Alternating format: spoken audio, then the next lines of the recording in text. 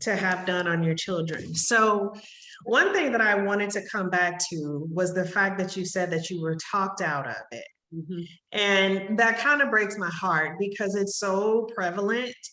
A lot of kids don't test into giftedness courses because there are levels of giftedness, but it doesn't mean that they're not gifted. And again, my point is not about being gifted for giftedness sake, but there is just so much research about what happens to these individuals when they don't get the services that they need. For example, some kids need to skip a grade, some don't. If a kid needs to skip a grade and they don't, they run the risk of dropping out of school. When they get to high school and they can, like 20+% of them will drop out for various reasons, and they're gifted. Another over 20% end up incarcerated. Wow. Because they are bored and they just don't have enough to do. And I say that because it's important. But when a kid who does have the capacity to skip a grade, they need that acceleration, they are 60% more likely to do well. 60%. So that's the reason that I harp on it, because some of these learning disabilities, or whatever you want to call them, that kids have overlap. Like the markers for them are identical. Like giftedness and ADHD, it's almost impossible to tell the difference on a test. And a lot of people don't know that. There's also, some forms of autism that overlap with ADHD and gifted. Well, it can be a part of a gifted person's profile. So again, I'm about looking at the symptoms, or whatever you want to call those, that your child demonstrates, and getting them the best intervention that they can have. I consider the gifted mind to be something like driving a stick shift. Did you ever learn how to drive a stick? No, I didn't. So when you drive a stick versus a manual transmission, when you get into a car that has the car that most people drive today, where you just get in and you press the accelerator or the brake, that's easy. That's like a neurotypical brain. A neurodiverse brain, when you get into the car, you have to you have to hit the accelerator, you have to punch that clutch, and you have to ease off the accelerator like this at just the right time, or your car won't move. You're gonna stall it out. You're gonna burn up that clutch. It's not gonna work properly. And so that's why I'm such an advocate for this population, because they are so misunderstood. A lot of people think that it is like a rich person's problem or issue. They think that gifted kids are all smart and learning and school is easy for all of them. They know the right answers. That's not who they are. And when it comes to children who are non-white, it's really devastating how much they get looked over. And I was in a meeting on Friday with some other people who are gifted education experts, and they research and they have their specific fields of work that they do. And this awesome lady, I hope to interview her. She has done a lot of work around coming up with good assessments and evaluations for getting children into these programs so that they can get the services that they need, because they need stimulation. And we got to the data. She had broken it down. It was a beautiful presentation. And she was talking about different categories by ethnicity and just various other points of data. But when it comes to children who are African American, they are largely left out of this group. And I asked, so why is that? Nobody has an answer for it. And I think it has a lot to do with this false perception that has been perpetuated in our country for a very long time, that would suggest that people who are African American are not as smart, when it's actually quite different. I have research that shows that genius is common in our community, but a lot of people don't talk about that. They don't know it. But these are white scientists from who are from an organization that's backed by Yale, who actually did some research on it. So I long for the day when that's not a barrier to entry. And I also long for the day when we have a test that is better designed to identify these people so that they can get their needs met. Because to me, the COGAT is not a good indicator because it's about achievement, and that's not what giftedness is all about. So I think I'm done with that rant. Yeah, again, it's just about getting them what they need. And because a lot of them hate school because it's not a fit for them. Right. Yeah. As a counselor, I also try to help kids to understand that if they can get through a certain area, that on the other side, things will be better. Right. So kind of like a means to an end. Right. And they have a little more autonomy and flexibility in what it is they want to study and what it is they want to do. So, I mean, at the level I am at now, it's even more of a push. It's like you're this close to being done, and this is what needs to happen in order for you to do this. So that's kind of my motivating speech to kind of help them to see that, you're almost there. And I know this is not ideal for you, but if you can get these things done, you will have more flexibility to be able to do some of the things you really want to do. So right. Do what you have to do so you can do what you want to do later. That's right. That persistence and resilience. So that's an important conversation to have, and something that's important to practice. I think that it's important that kids do. You mentioned executive function earlier, and the executive function is something that all kids have to work on, but particularly gifted kids have to work on it. And people make jokes about it. I see memes all the time. Like on the one side, they're so brilliant they can do this, but they may not be able to do something like tie their shoe. So I think it's important not to take it lightly. And I think it's important to actually teach executive function skills to students, so that they can, just learn how to overcome that, so that when they do get to the point where it's time for them to graduate and they go into the workplace or they go to college or wherever they are able to have a true sense of agency, and those things aren't making them struggle as they're just trying to get through the next phase of their lives. Well, I agree. You do have to teach it, but they have to be receptive. And most of the time they're not. Again, that's all kids, of course, who wants to clean up. They're not. I tell you, my son was in AVID.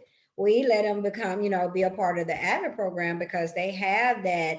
How did he get to be in AVID? Well, it's different criteria, different depending on. I guess, and it's a phenomenal program. I brought it to the last school where I was a principal, so I'm definitely a proponent. But I just know that you both have degrees, and that's one of the.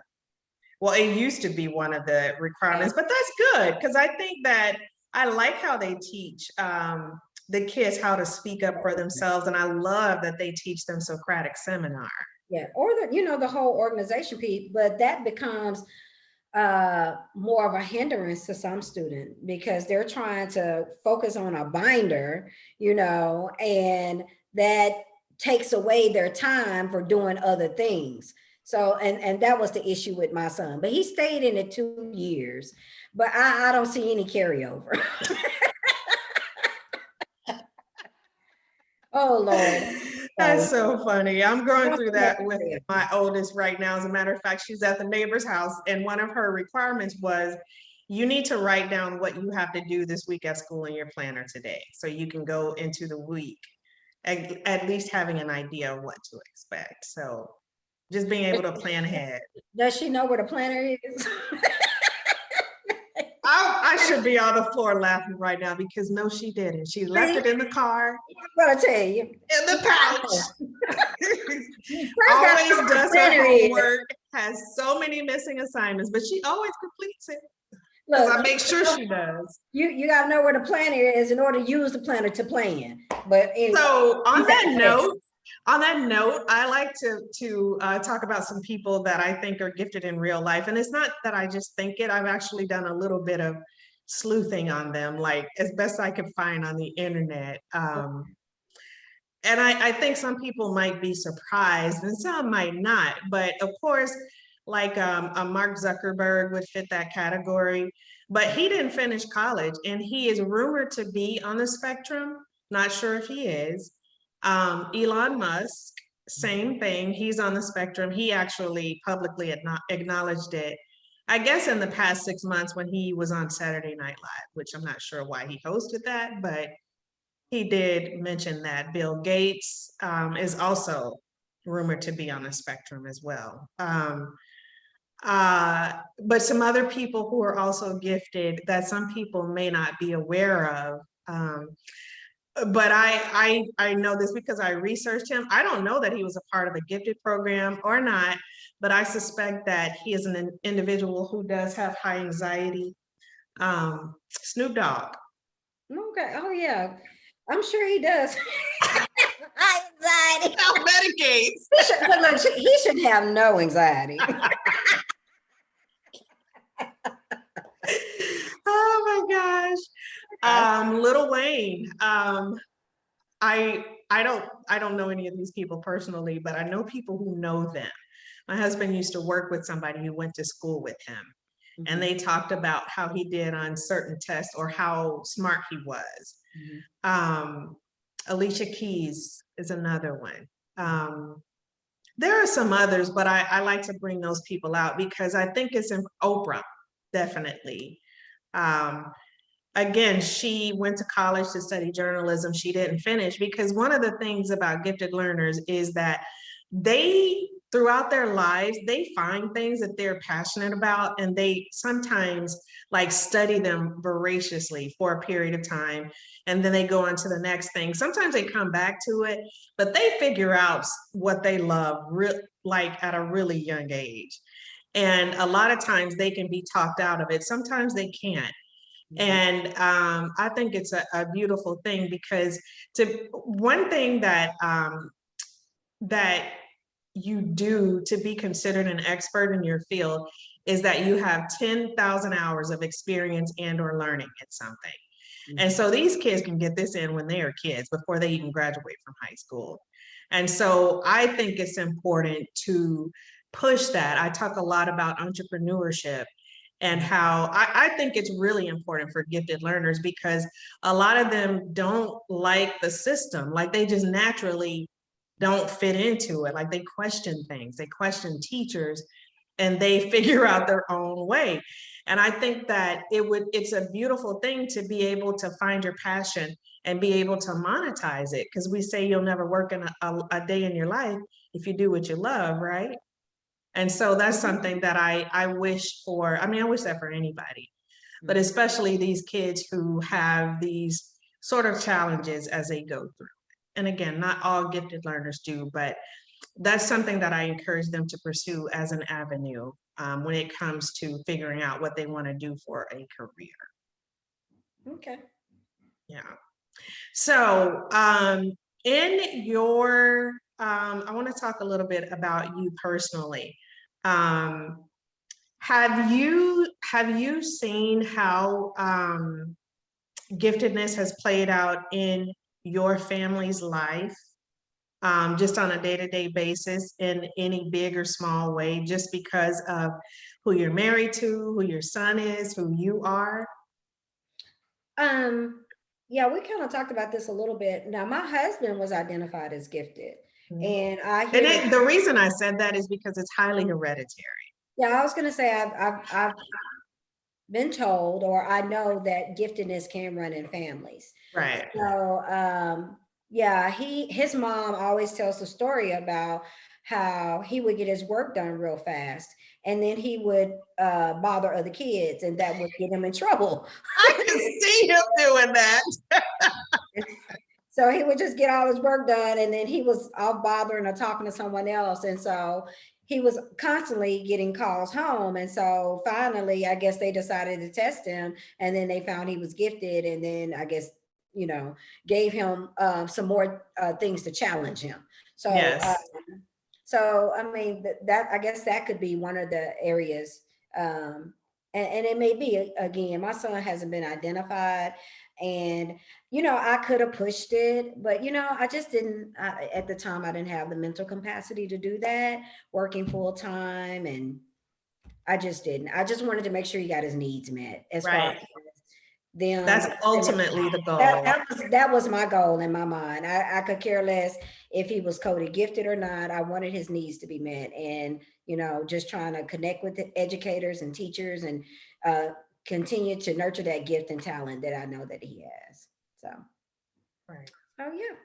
Okay, so if you could leave parents with any words of encouragement as they sort of do that same thing, work to make sure that their kids' needs are met, what would you say to them?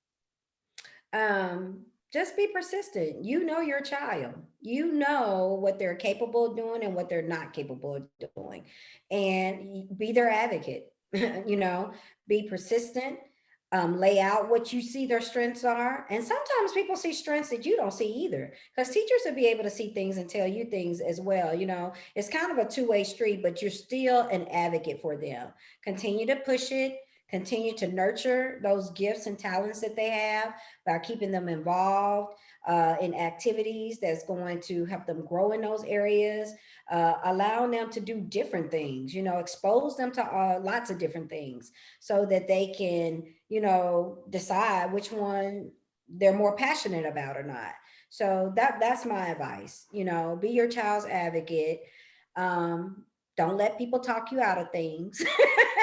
if That's a good one. That's a good if one. you feel that your kid is gifted, then push it. Like I said, there was one teacher who wanted to meet with us, and she thought that Bryce was gifted too. But what she wanted to do, it was like a condition. If he does X, Y, Z, then he can get my teacher recommendation. Well, I really didn't have time for that. So, either you're going to give him a recommendation for gifted and talented, or you're not going to give it one. It shouldn't be based upon his behavior or based upon any of that. But she was a new teacher, and I can't really fault her. Yes, you can. She was new to teaching, and I'm grateful that she recognized something different. She just didn't know what to do with it. But and I wish I had stayed on top of it just a little bit more. I could have pushed it, and he probably could have been put into that category of giftedness. But it's okay. We're okay. Right, right, right. And he's almost at the end. I cannot believe it. How are you doing with that? I know. Just, I mean, this is where you want your kids to be. I'm excited for him. I'm excited for the future to find out where he's gonna land. So I have my nervousness and about, if he's really ready or not. But all you can do as a parent is, He's like you ready. said, prepare the way and give them the tools. And I'm hoping he'll continue to rise to the occasion. He always has in the past. So yeah, I'm excited. All right. On that note, we can end there. I want to thank you so much for talking to me today. This has been fun. I don't think I've laughed so much on a podcast. Well, good. I'm glad I was able to provide some entertainment and laughter for you. All right. Thank you so much for So having me. I'm sorry, what'd you say? I said, thank you so much for having me. No problem. And I look forward to having you on again. Okay. All right. Sure.